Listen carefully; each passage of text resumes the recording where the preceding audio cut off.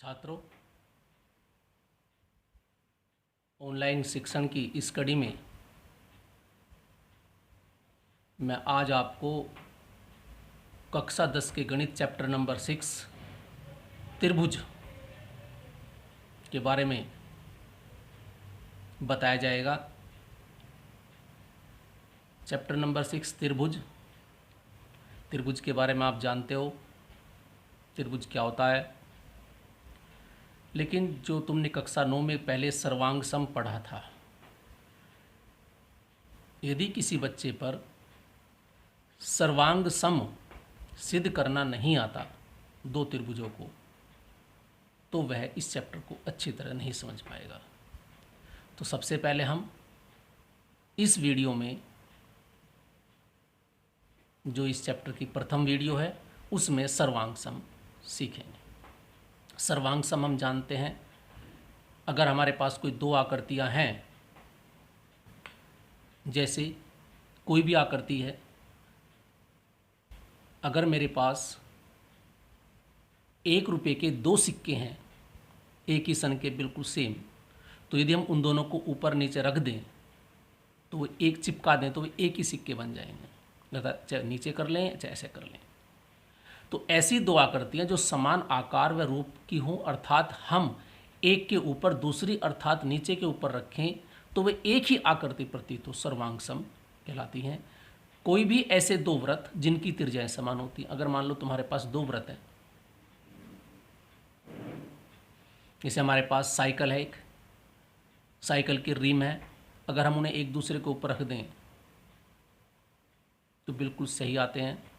चाहे उसे दूसरे के ऊपर या पहले के ऊपर दूसरा रख दें या हम दूसरे के ऊपर पहला रख दें तो कोई अंतर नहीं पड़ेगा, तो बिल्कुल एक से में दिखाई देंगे, तो वह हम कहते हैं सर्वांग सम हुए। तो सर्वांग सम बिल्कुल एक समान, आकार में भी रूप में भी समान होते हैं। अब बात आती है, हम त्रिभुजों की सर्वांग समता सिद्ध करने के पढ़ चुके तरीके। तो सर्वांग सम सिद्ध करने के तरीके थे, सबसे पहला था भुजा भुजा भुजा, तीसरा भुजा कोण भुजा, थर्ड के मैंने 2 पार्ट किए हैं, एक है कोण कोण कोण भुजा कोण और एक है कोण कोण भुजा। ये एक ही है वैसे, लेकिन इनकी 2 भी मान सकते हैं, और एक है RHS समकोण कर्ण भुजा। तो किसी दो त्रिभुजों को सर्वांग सम सिद्ध करने के हमारे पास 5 तरीके हैं।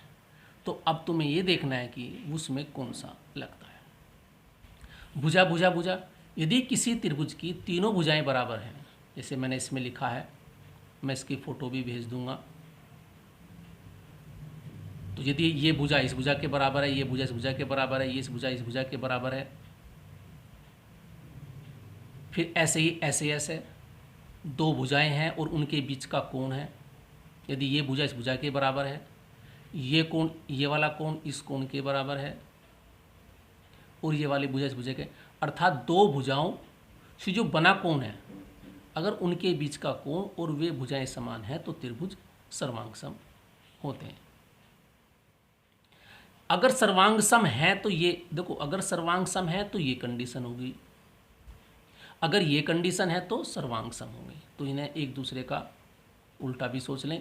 यदि सर्वांग सम त्रिभुज है तो भुजा कोण भुजा संतुष्ट होगा, यदि तुमने भुजा कोण भुजा दिखाई तो वे त्रिभुज सर्वांग सम होंगे। ऐसे ही कोण भुजा कोण, यानी पहले कोण फिर भुजा, यानी अगर हमारे पास एक भुजा है ये वाली और इसके ये 2 कोण है, एक कोण ये है और एक कोण ये है, ऐसे ही इसका है। अगर भुजा पर जो 2 कोण बने हुए हैं, यानी कोण भुजा कोण, तो भी त्रिभुज सर्वांग सम होंगे।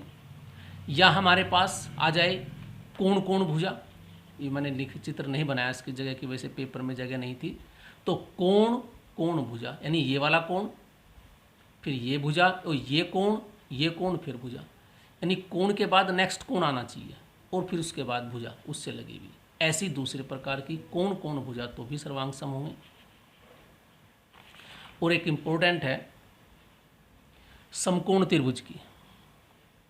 अगर त्रिभुज समकोण है, 2 त्रिभुज समकोण है, तो वे समकोण होने चाहिए, पहली शर्त। समकोण के सामने वाली भुजा कर्ण कहलाती है। कर्ण दोनों के समान होने चाहिए, यानी ये इसके बराबर, और उनमें से एक भुजा समान होनी चाहिए, तो ये कहलाता है समकोण कर्ण भुजा। ऐसी समकोण कर्ण भुजा यदि समान है तो त्रिभुज सर्वांग सम होते हैं।